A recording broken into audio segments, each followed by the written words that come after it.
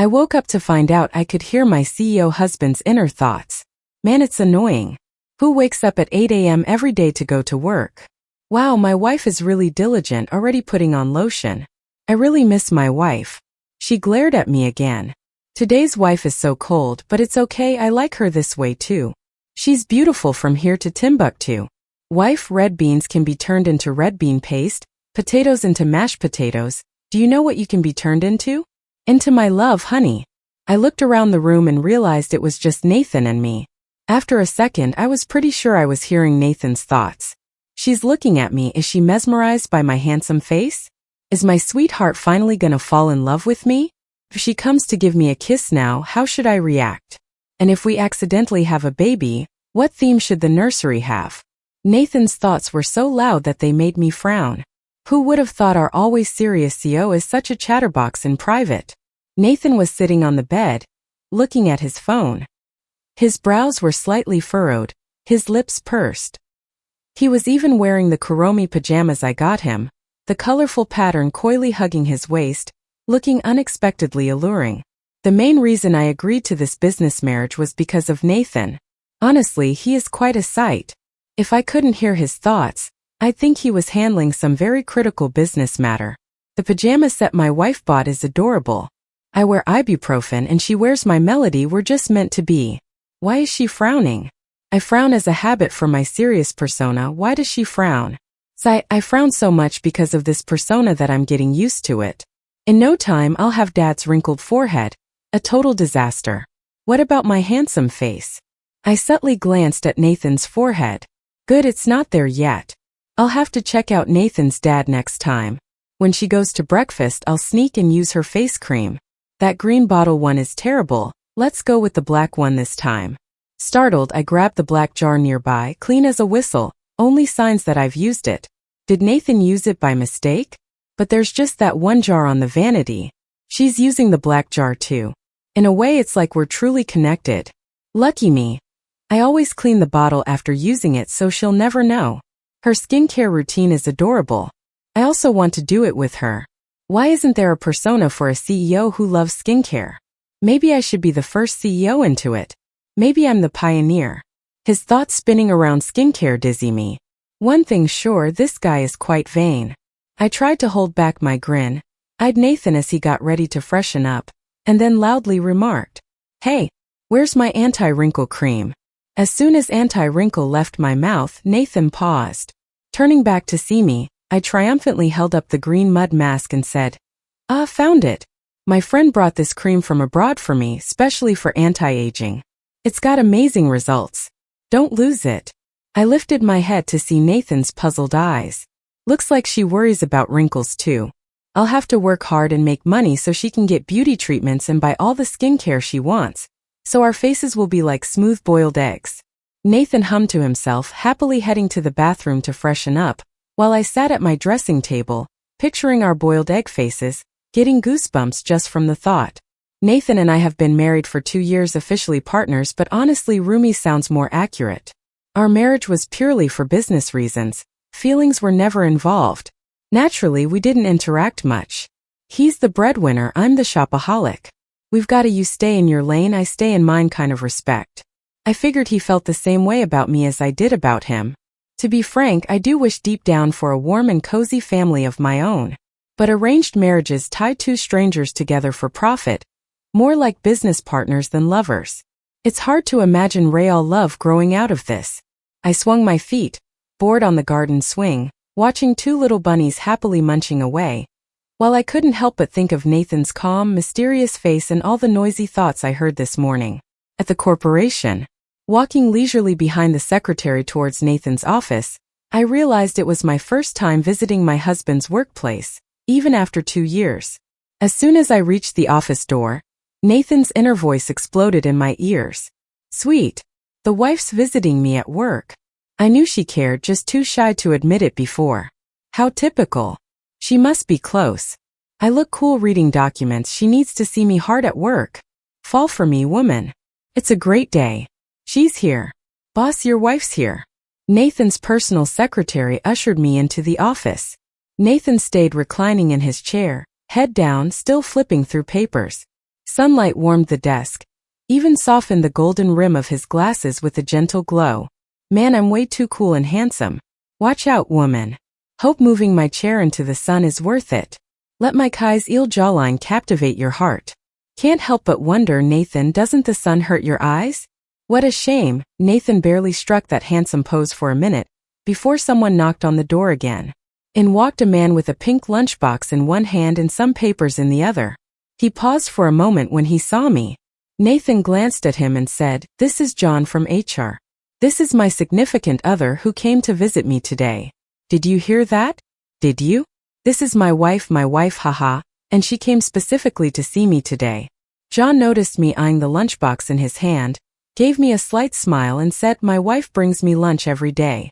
I told her not to, but she insists. Would you like to try some of her cooking?" I quickly waved my hands to refuse, though I was really puzzled.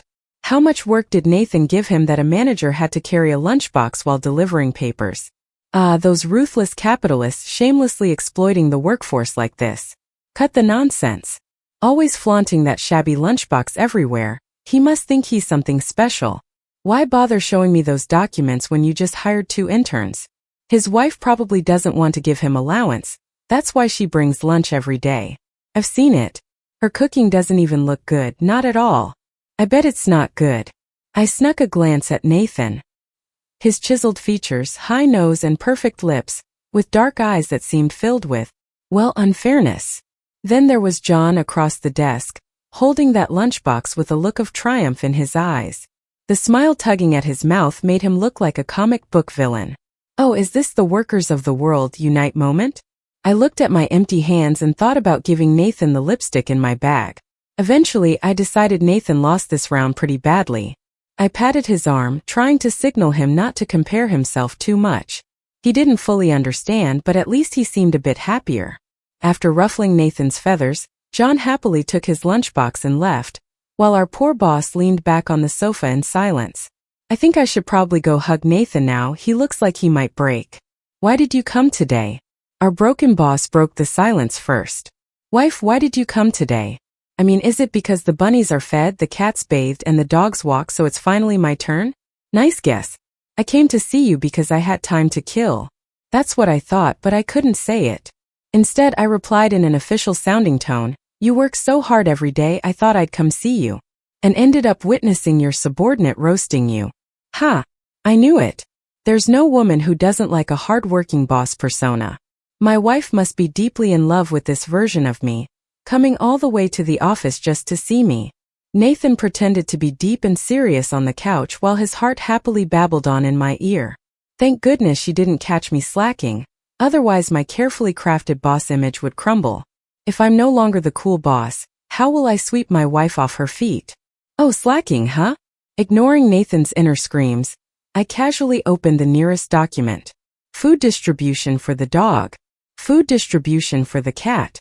Food distribution for the rabbit. Food distribution for the mouse. Wow, so Nathan spends his time in the office dedicatedly planning meals for the household pets. And at the end of each document, Nathan officially signed his name. I was shocked into silence by this huge contrast. It felt silly yet amusing. Nathan, on the other hand, kept up his icy exterior while his heart quietly whined. Wifey, no fair. How could you peek at my slacking plans? Oh no, my boss image is shattered. She knows I've been slacking off, she won't like me. Wife is upset.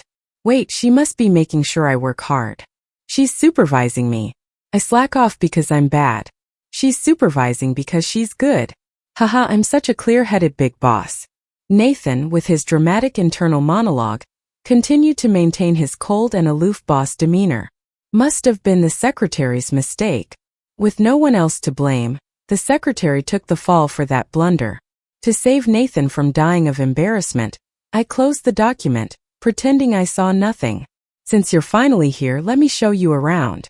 It's a good opportunity for me to check on the departments too. Gotta let my wife see my true capabilities. And let the employees meet my beautiful wife. Haha, when she sees how well I manage the company, she'll totally fall for me. No need, I can wander around on my own. Don't trouble yourself. Honestly, I needed to escape Nathan.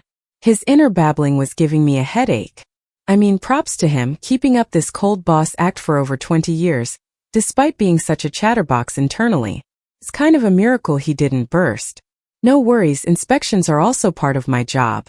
Nathan stood up, straightened his suit, and managed a perfectly expressionless face as he spoke. His whole demeanor radiated seriousness and pride. But I couldn't shake the feeling that something was a bit off. Does your company really have inspection days? Nathan walked ahead, constantly repeating the same line to the company's employees as we brushed past them.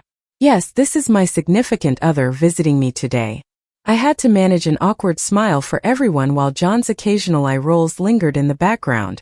Meanwhile, Nathan's noisy inner monologue buzzed in my head. How did you guys know my sweetheart came to visit? I see your eye rolls, don't think I didn't notice. Why ain't your wife sticking around at your office? I heard he's been arguing with his girlfriend lately. Poor thing, unlike my sweetheart who's so gentle. The marketing manager, right? His wife took the kids to her parents last month and hasn't been back, huh? That's not like my wife, always sticking by me. He'd never understand the blissful burden I endure. Oh hey, isn't that the secretary? Heard she's prepping for her wedding. Hope it's as happy as mine with my sweetheart. Congrats. How'd you get time to visit today, ma'am? Our boss is over the moon. Teased an employee. Nathan just told them to focus on work while in his mind he squealed. Of course, my wife came especially to see me. It's a good thing I've practiced keeping my laughter in since I was a kid. Gotta keep up this cold CO persona and make my wife fall for me today. Nathan's chatter was giving me such a headache, so I gently took his arm and whispered, "It's crowded. Maybe I should head back so I don't disrupt anyone's work." Honestly, I was just done with Nathan's never-ending mental chatter. If I spent any more time wandering like this, I'd learn every company gossip and end up with a splitting headache like in those TV dramas. Nathan looked at me with surprise, subtly glanced at where I held his arm, and then nodded. I know a good restaurant nearby. We can have lunch, then I'll arrange for someone to take you home. Yay, my wife held my arm today. Holding arms today, holding hands tomorrow, kisses the day after, and then babies. Seeing Nathan's grin stretch from ear to ear, I suddenly found this CO husband of mine kinda cute. We finally made it to the restaurant and ordered, yet Nathan's smile never left his face. I noticed something surprising too. The seemingly aloof, noble Nathan had a major sweet tooth. Want some more grape cookies? I remember. My wife likes grape cookies, and since I do too, that means she sorta likes me, right? Nathan's voice faded as he caught my puzzled look. Remember what? That I like grape cookies? How do you know? We haven't really spent much time together. I almost asked why Nathan liked me, but the words stayed unspoken. Faced with my rapid questions, Nathan paused before answering. Clara, you're my wife and I'm your husband. I know what you like, don't be surprised, especially if you care about me. I know my wife loves grapes, sunflowers, egg rolls, seaweed, just not me. Before I could explain, Nathan stood up and headed for the restroom. I could sense a bit of determination in his retreating form. I knew Nathan was genuinely upset this time because in his unspoken thoughts, there was sadness, almost as if accompanied by sorrowful music. Staring at the meal with all my favorite dishes laid out, a wave of guilt washed over me. As Nathan's wife, in name at least, I'd never tried to get to know him or care about his preferences. Truth is, I never expected much from our marriage. In our circles, arranged marriages are common, and even without love, families get along for the sake of appearances and benefits. From the start, I treated Nathan with that mindset. But this morning, I found out I could hear Nathan's thoughts. More surprising than this ability was discovering that Nathan liked me. Visiting Nathan's company today was driven by curiosity about him, intrigued by the contrast between what he shows and what he hides. Maybe I could give getting to know him a shot. Even if ultimately I don't develop feelings for Nathan, I owe him an honest answer, sparing him from internal turmoil. Clara. I looked up to see Felix grinning as he approached. Felix and I go way back, different from Nathan's cold demeanor. Felix is your typical sunny guy. I smiled back, ready to greet Felix, but Nathan's inner roar hit. Who the heck is this guy? Why is he calling my wife? Doesn't he have one? I only called my wife by her full name, and she's smiling at him? Gore, I just want to kick him in the river. I just headed to the restroom, and this guy's already wooing my wife? Outrageous. Hey, what's on your mind? You're zoning out. Felix looked confused as I shook my head, assuring him it was nothing. What could I say? That I'm worried Nathan might kick you into a river? The potential perpetrator marched up beside me, his unfiltered thoughts echoing. Sweetheart, I've talked myself into a better mood. Please pay me some attention. Nathan? Felix seemed surprised at Nathan's appearance since Nathan and I rarely appeared together, whether before or after marriage. Having lunch together was a rare sight. Nathan didn't seem to see it that way. Even as Felix acknowledged him, Nathan's animosity towards Felix didn't dwindle a bit. Why were you calling my name? Don't think I don't know you. Always so annoying even from back when. My family's names are way more badass than yours. Back in the day, my dad went to great lengths to come up with my name. I quickly stood up, linked arms with Nathan and said, "This is my friend Felix." Just bumped into him. Then I turned to Felix and introduced my husband, Nathan. Felix was stunned by how close Nathan and I were. Little did he know, I was just trying to prevent Nathan from kicking me into the river. Meanwhile, Nathan kept rambling in his mind. See that? My position as the main husband is unshakable. My dear wife is finally announcing our relationship to the world. It's clear as day she loves me, so do yourself a favor and back off. Felix exchanged a few pleasantries and left, throwing me a puzzled look as he went. Nathan seemed unusually happy about the meal. Even as we got back to his company's parking lot, he was still rambling silently to himself. The sudden silence caught my attention. I looked up to see Nathan's expression change as he glanced off into the distance. Following his gaze, I saw John and his wife standing close together. As they parted, Mrs. You planted a soft kiss on John's lips, their sweet display witnessed by both me and Nathan. After sending his wife off, John eventually noticed Nathan and me and remarked casually, "Oh, CEO and madam, my apologies, I didn't see you there." My wife, well, she's always clinging to me. We've been together forever. I didn't catch the rest because Nathan's internal screams were echoing loudly in my mind. Don't think I don't know you did that on purpose. Damn it. Damn it. I want a kiss. I want a kiss too. I haven't kissed my wife much either, and I really want a kiss. I suddenly realized that since marrying Nathan, despite living together daily, we hadn't had any intimate moments, hardly ever kissed. I couldn't help but question myself. Clara, you've got this handsome guy right in front of you every day, what are you doing? Looking at Nathan's unhappy face, I sighed helplessly. We weren't that comfortable with each other yet. Nathan, you should head back to work. I want a kiss. I've got a driver. I want a kiss. I tried to act like I couldn't hear him, but Nathan's internal screaming was practically deafening to me. Finally, fed up, I stood on tiptoes and gave Nathan a quick peck on the lips. Nathan's internal scream ceased immediately with the kiss, and silence enveloped the spacious parking lot, leaving only the sound of our heartbeats. In the car amidst the passing lights, Nathan's image lingered in my mind, drawing me into thought. Maybe this marriage isn't as awful as I imagined. In everyday life, Nathan is indeed a decent husband. Him liking me isn't a bad thing at all. What are you up to? Can we talk? Just when I was spacing out while gazing at the night view outside, a message from Felix popped up on my phone. In the restaurant, Felix surprisingly dropped his usual cocky attitude. I was about to tease him when he said, "Clara, why don't you and I get together?" My hands trembled slightly as I held the coffee cup, but I quickly composed myself and advised Felix, "If you're in trouble, talk to me. Even if I can't help, just talk to me, but don't do anything foolish." Felix stared silently at me for a while, then sighed and reverted to his carefree demeanor, counting on his fingers. I'm out of options. The family's pushing hard. A cousin of mine had his second kid last year, and that's adding pressure. I don't want to marry just anyone. One's off playing around with her husband, determined to be a solo act, no intention of marrying. Another one's tangled in drama with her fiancé's sweetheart. Besides you, there's no one else.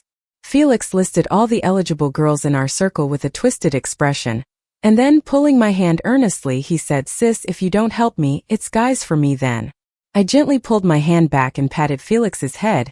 Get real. I'm a married woman. Oh, and you've got that childhood friend who just got back from overseas. Why not ask her?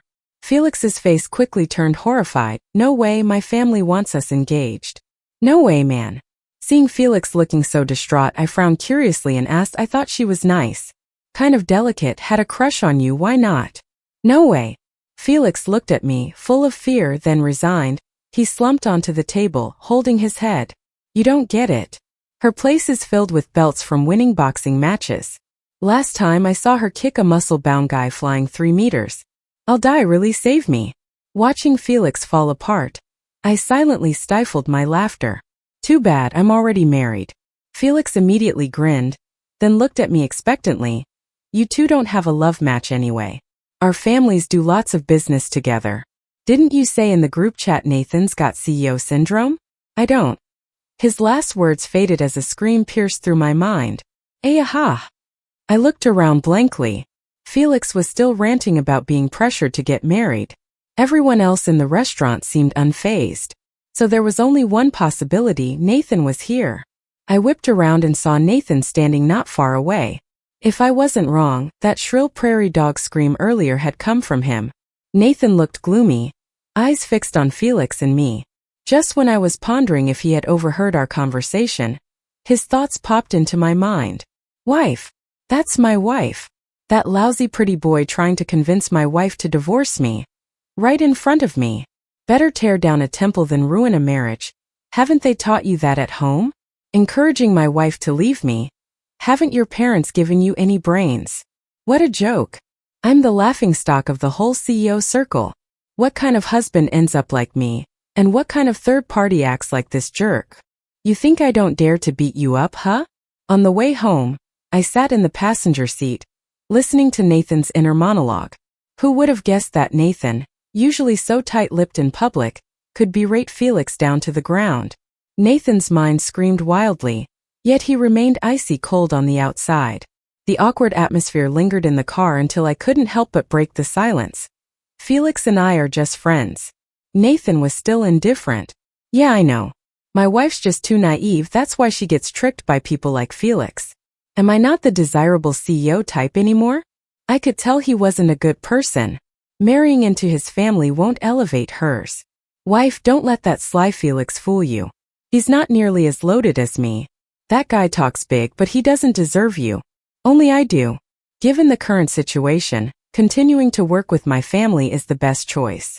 Wife, our family may not be worthy of the royal temple, but you can't leave me.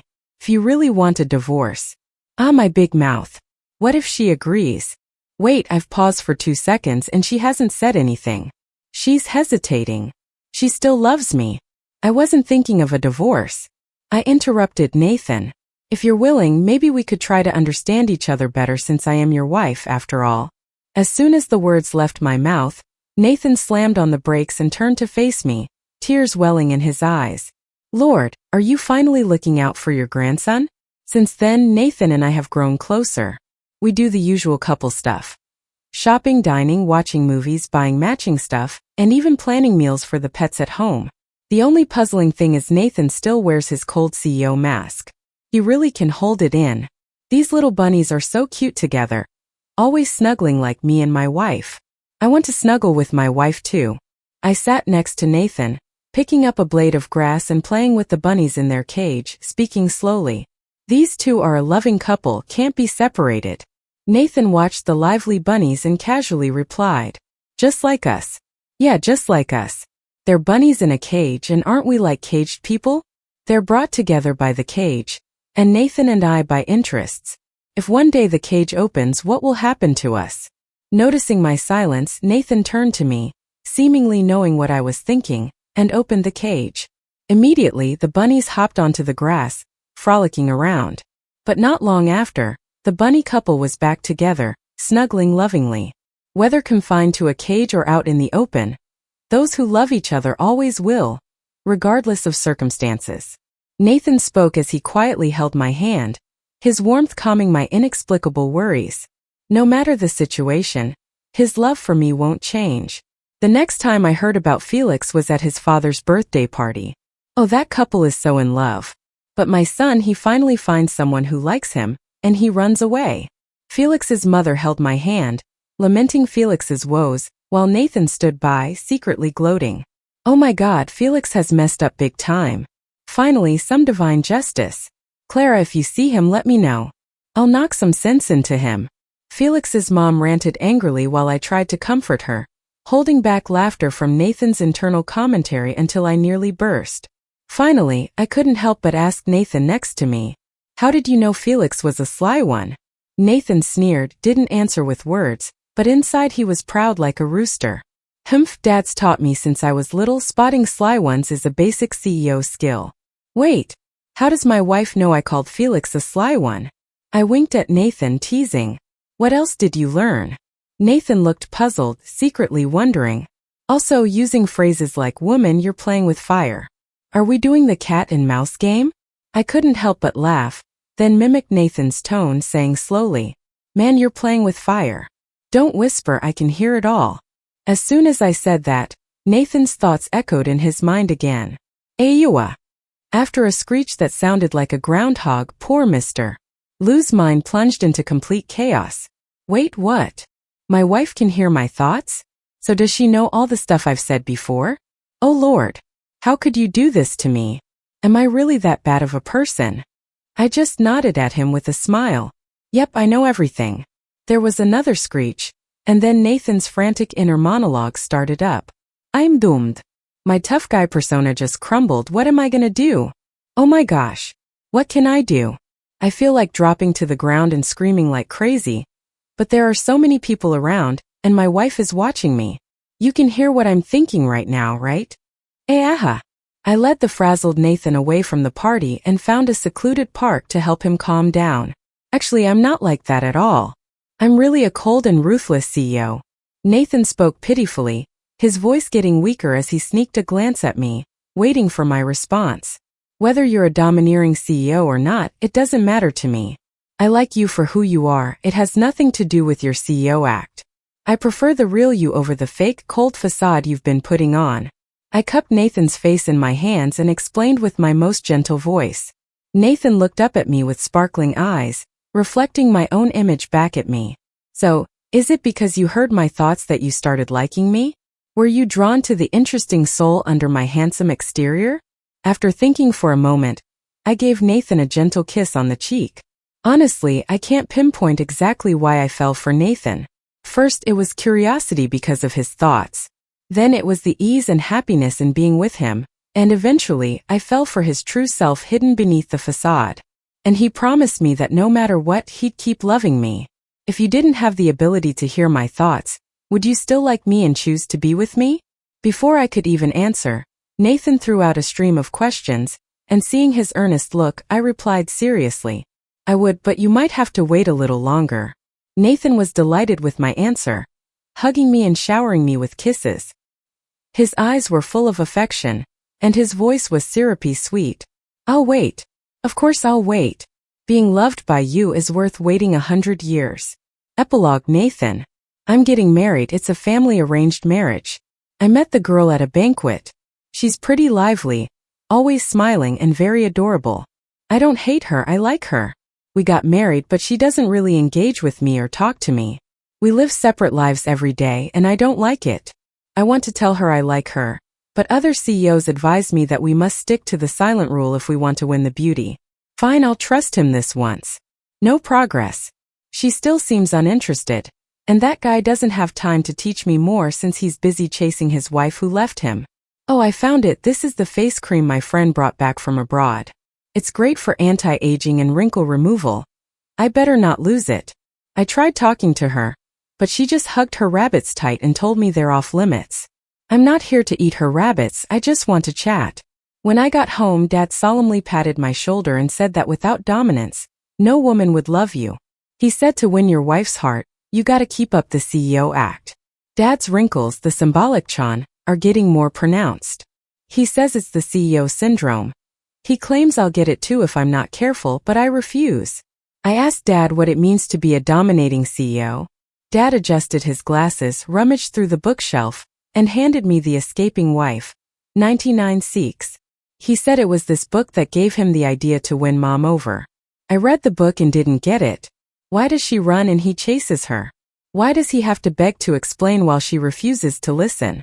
Dad called me stupid, saying girls love that kind of stuff, the aloof, unfeeling CEO trope. He says it's the foundation for showing his charm to his wife. Not buying it, but guess I'll give it a shot anyway. Barely any effect. Barely any effect. She wouldn't even talk to me. Some people claim that for CEOs like us, there's always a mean girl around to help bully the wife. Whatever, his own wife left him with their kid, so I don't believe him. There was no mean girl, but there was a mean guy. He even tried convincing my wife to divorce me. She said we could try giving it a shot. She must have fallen for me, and Dad was right. Women love the CEO persona. Yay, finally it's my turn for sweet romance. Wife, I love you. Today, I fed the rabbits with my wife, though she seemed a little down. She said she felt like she was in a cage, maybe worried I'd ruin us and she'd end up in jail. I wanted to tell her I have zero plans to go bankrupt and drag her down. No matter what happens, I'll keep making a fortune. My wife told me she could hear my thoughts. What? Is my CEO persona shattered?